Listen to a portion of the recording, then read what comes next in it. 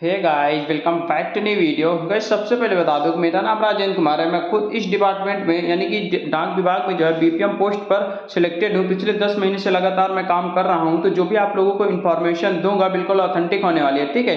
आज की जो हमारी वीडियो है इसमें आप लोगों को पता है कि जुलाई 2024 वाला जो वैकेंसी है इसका नोटिफिकेशन जारी कर दिया गया है और 15 तारीख से जो है आपका फॉर्म फिलअप स्टार्ट हो गया है, ठीक है। तो मैंने जो है फॉर्म फिलअप का जो वीडियो है मैंने अपलोड कर रखा है अपने इसी चैनल पे। तो आप लोग जाके जो है फॉर्म फिलअप वाला वीडियो देख लेना, उसके बाद आप लोग जो है फॉर्म भरना है, ठीक है। देखिए, इसमें सबसे बड़ा जो कंफ्यूजन ये है कि सर बहुत सारे कमेंट आ रहे हैं कि सर मेरा 90% है, मैं ओबीसी कैंडिडेट हूं, क्या मेरा सिलेक्शन हो जाएगा, मैं कहां से फॉर्म फिलअप करूं, या फिर मैं यूआर से हूं, मेरा 95% है, मेरा हो जाएगा या फिर नहीं हो जाएगा, मैं एससी से हूं, मेरा 85% है, मेरा हो जाएगा या फिर नहीं हो जाएगा। तो मैंने सोचा कि इस पर एक प्रॉपर वीडियो बनाऊं मैं, और इसका जो रियलिटी है यानी कि जो कट ऑफ की आपकी रियलिटी है, हकीकत है ना, सच्चाई है, उसको आप लोगों के सामने बताऊं। देखिए, ये जो वीडियो बना रहा हूं ना, ये वीडियो में जितना भी इंफॉर्मेशन मैं दूंगा, मैं नहीं जानता हूं कि अदर कोई भी यूट्यूबर जो है इतना सारा इंफॉर्मेशन देगा, क्योंकि जो कट ऑफ की जो रियलिटी है, सच्चाई है, उसको हकीकत किसी को पता ही नहीं होता है। और वो लोग क्या करते हैं, जो यूट्यूबर से कहते हैं कि जो है इस सर्कल की इतना कट ऑफ जाएगी, इस सर्कल से आप लोग फॉर्म भरिए तो इतना कट ऑफ जाएगी, आपका सिलेक्शन हो जाएगा, 60% वालों का सिलेक्शन हो जाएगा, 70% वालों का हो जाएगा। वो सब फालतू व्यू के चक्कर में बनाते हैं। उनको हकीकत जो रियलिटी है इस कट ऑफ की, जीडीएस की जो कट ऑफ की रियलिटी है, उनको पता ही नहीं होता है। आप लोगों से मैं बार बार यही कहता हूं कि आप लोग उसी यूट्यूबर को फॉलो कीजिए जो कि खुद इस डिपार्टमेंट में काम कर रहा है, सिलेक्टेड है, उसी को आप लोग फॉलो कीजिएगा, तभी आपको एग्जैक्ट जानकारी मिलने वाली है, ठीक है। तो हम जो है इस वीडियो में पूरा डिस्कस करने वाले कि कट ऑफ आखिर बनती कैसे है। देखिए, सबसे पहले मैं बता देता हूं आपको। देखिए, इसकी जो कट ऑफ है ना, वो जो है कोई मतलब फिक्स नहीं होती है, ना ही कोई सर्कल की कोई फिक्स होता है। इसमें एक चीज मैं आप लोगों को ये बता देता हूं, इसमें आपका किस्मत भी बहुत बड़ी साथ देती है, ठीक है। आपकी कभी कभी किस्मत भी चमक जाती है। देखिए, मेरा जो है 88.83% था, ठीक है।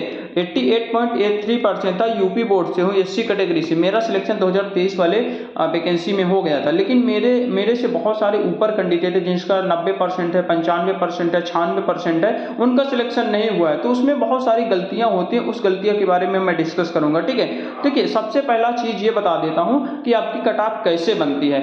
मान लीजिए कि कोई भी सर्कल है, मान लीजिए कि यूपी सर्कल है, मैं उदाहरण दे रहा हूं कि यूपी कोई सर्कल है, उसमें मान लो कि आगरा डिवीजन है, ठीक है। यहां पे ध्यान देना, यूपी सर्कल है, उसमें आगरा कोई डिवीजन है। आगरा डिवीजन से बहुत सारी पोस्ट आपको निकली होंगी, ठीक है, बीपीएम में, बीपीएम डाक सेवक की।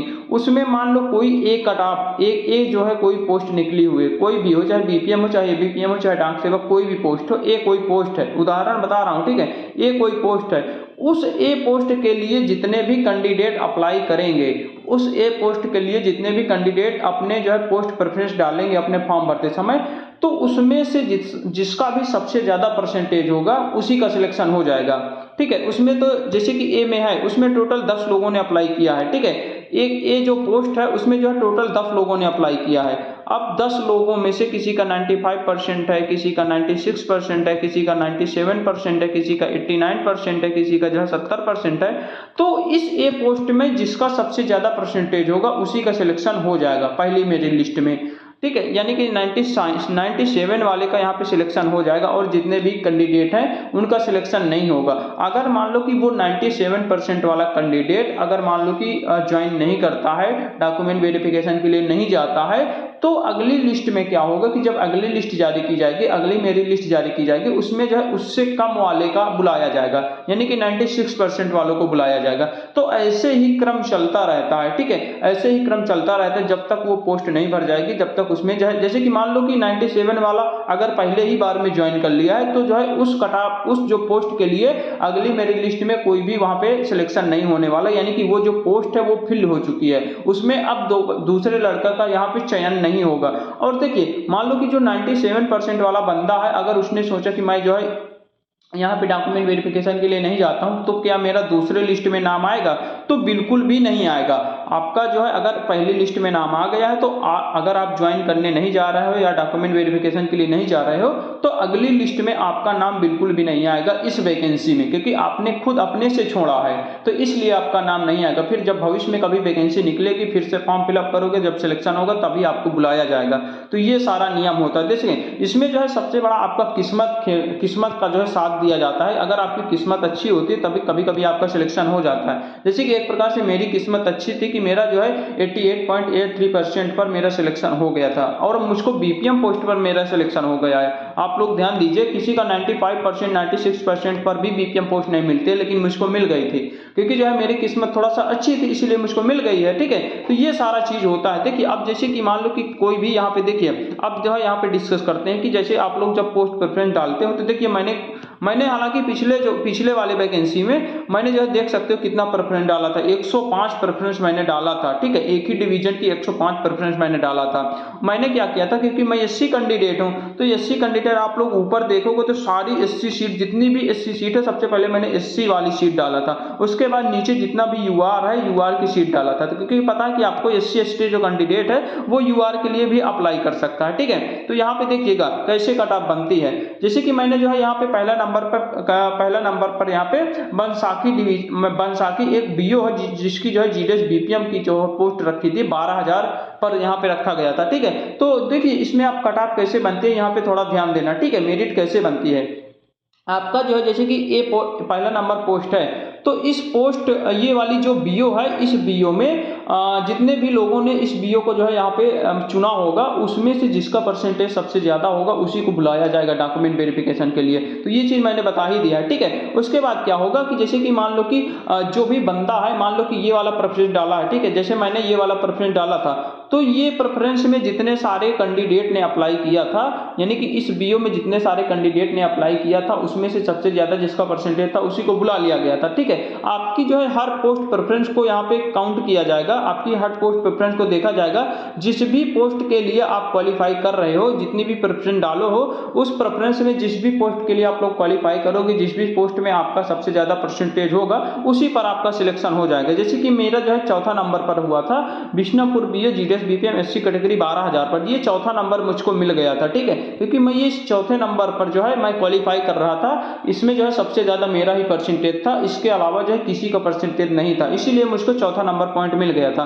तो आप जितना भी प्रेफरेंस यहाँ पे डालोगे, जैसे कि मैंने जो है यहाँ पे 108 के आसपास प्रेफरेंस, 105 प्रेफरेंस डाला था, तो ये 105 जो प्रेफरेंस मैंने डाला था, तो टोटल प्रेफरेंस जो है वहां पे चेक किया जाएगा। ठीक है, जितना भी प्रेफरेंस आप लोग डालोगे, सारी प्रेफरेंस को आपको चेक किया जाएगा और जिस प्रेफरेंस में आपका परसेंटेज सबसे ज्यादा होगा उसी पोस्ट पर आपका सिलेक्शन हो जाएगा और आपका जो है डॉक्यूमेंट वेरिफिकेशन के लिए बुला लिया जाएगा। तो ये सारा चीज होता है। कभी कभी क्या होता है कि जैसे कि यहाँ पे मान लीजिए कि पहला वाला जो प्रेफरेंस मैंने डाला है, ठीक है, जो पहला वाला जो प्रेफरेंस डाला है, इसमें अगर मान के चलो कि इसमें जो है किसी ने नहीं अप्लाई किया है, मान लो कि 4 लोगों ने टोटल अप्लाई किया है, इस पोस्ट प्रेफरेंस को टोटल 4 लोगों ने अप्लाई किया है, जिसमें कि मान के चलो किसी का 80% है, किसी का 85% है, ठीक है, किसी का 70% है, किसी का 60% है। तो ये 4 लोगों ने इस पोस्ट प्रेफरेंस को भरा है, तो इसमें से जिसका सबसे ज्यादा होगा उसी का सिलेक्शन हो जाएगा, तो 85% वालों का सिलेक्शन हो जाएगा।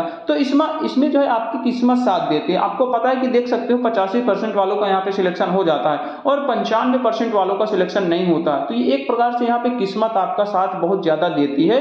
इसमें कोई भी मतलब फिक्स नहीं होता किसी सर्कल की, ना फिर किसी डिवीजन की, कोई फिक्स नहीं होता है कि इस डिवीजन की कट ऑफ इतना जाएगी। ये जो मतलब कि आपको यूट्यूब पे इतना सारा वीडियोज मिल रहा है ना कट ऑफ की रिगार्डिंग, वो सब फालतू का बना रहे हैं, केवल व्यू देखने के चक्कर में, व्यू पाने के चक्कर में बना रहे हैं। जो रियलिटी है ना, रियलिटी मैंने आप लोगों के सामने लाकर रख दिया है, यही आपकी रियलिटी है। जीडीएस की कट ऑफ की यही रियलिटी है और ऐसे ही आपकी कट ऑफ बनती है। ठीक है, जितने भी मेरे सिलेक्टेड कैंडिडेट होंगे उनसे आप लोग पूछ लीजिएगा, या फिर उन लोगों ने जो भी अपने चैनल पे वीडियो बनाया होगा तो उसको आप लोग देखिएगा, तो आपको रियलिटी पता चल जाएगी। हालांकि मैंने आपको सारी रियलिटी बता दिया है और मैंने ये भी बता दिया कि आपकी जो किस्मत के ऊपर डिपेंड करता है कि जहां जहां पर भी आप लोगों ने फॉर्म अप्लाई किया है, वहां पर अगर आपसे कम परसेंटेज वालों ही मतलब ज्यादा परसेंटेज वालों ही नहीं अप्लाई किया है, तो आपका सिलेक्शन 100% हो जाएगा। चाहे तो आपका 80% ही क्यों ना हो, आपका सिलेक्शन हो जाएगा, क्योंकि आपसे ज्यादा परसेंटेज वालों ने वहां पे अप्लाई ही नहीं किया है। ये चीज होता है। ठीक है,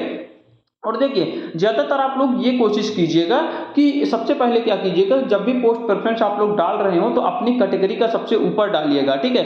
उसके बाद आप लोग जो है नीचे डालिएगा। अब देखिए कौन कौन सी कैटेगरी से आप लोग फॉर्म अप्लाई कर सकते हो। जैसे कि कोई भी यूआर कैंडिडेट है, यहाँ पे ध्यान देना, कोई भी अगर जनरल का कैंडिडेट है वो किस किस पोस्ट के लिए फॉर्म अप्लाई करना चाहता है तो वो केवल यूआर में फॉर्म अप्लाई कर सकता है, ठीक है। अगर मान लो कि कोई ओबीसी कैंडिडेट है, अगर ओबीसी कैंडिडेट तो वो यूआर प्लस ओबीसी दोनों की पोस्ट भर सकता है। अगर मान लो कि कोई एससी कैंडिडेट है तो वो एससी प्लस जो है यूआर की दोनों की पोस्ट भर सकता है, ठीक है। अगर कोई एसटी कैंडिडेट है तो वो एसटी प्लस यूआर दोनों की पोस्ट भर सकता है, ठीक है।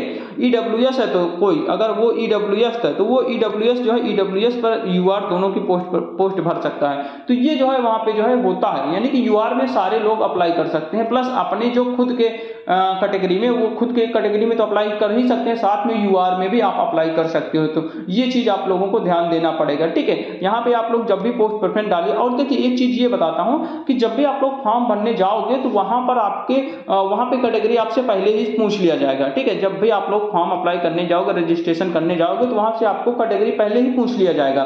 तो क्या किया जाएगा कि जब भी आप लोग पोस्ट प्रेफरेंस डालने जाओगे लास्ट में, तो उस समय जितनी भी पोस्ट वहां पे दिखाई देगा सारी पोस्ट के लिए आप लोग अप्लाई कर सकते हो, क्योंकि वहां पर आप केवल आपकी ही पोस्ट दिखाएगा।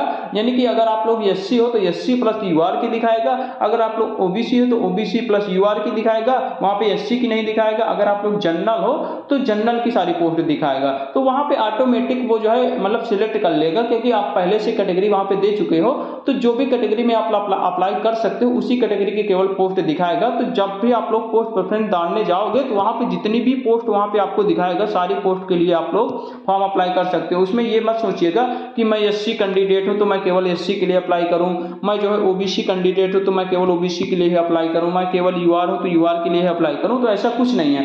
जब भी आप लोग पोस्ट प्रेफरेंस डालने जाओगे तो वहां पर जितनी भी पोस्ट आपका दिखाएगा केवल आपके कैटेगरी के अनुसार ही दिखाएगा, और जितनी भी पोस्ट दिखाएगा सारी पोस्ट के लिए आप भर सकते हो, सभी पोस्ट के लिए भर सकते हो। तो यहाँ पे देख सकते हो मैंने जो है पिछली बार 1 से 5 पोस्ट के लिए भरा है। आप लोग देख सकते हो नीचे मैंने यूआर का भरा था, ऊपर मैंने एससी का भरा था, ठीक है। यानी कि एससी में थोड़ा सा कम कट ऑफ जाता है, इसलिए मैं जो है पहले एससी का कट ऑफ डाला था, उसके बाद मैंने यूआर का डाला था। मैंने क्या सोचा था कि अगर मेरा सिलेक्शन होना होगा तो इसी में हो जाएगा, अगर नहीं होगा मान लो किस्मत अच्छी होगी तो यूआर में भी हो सकता है कभी कभी। तो ये आपकी टोटल किस्मत के ऊपर डिपेंड करता है, ये चीज ध्यान दीजिएगा।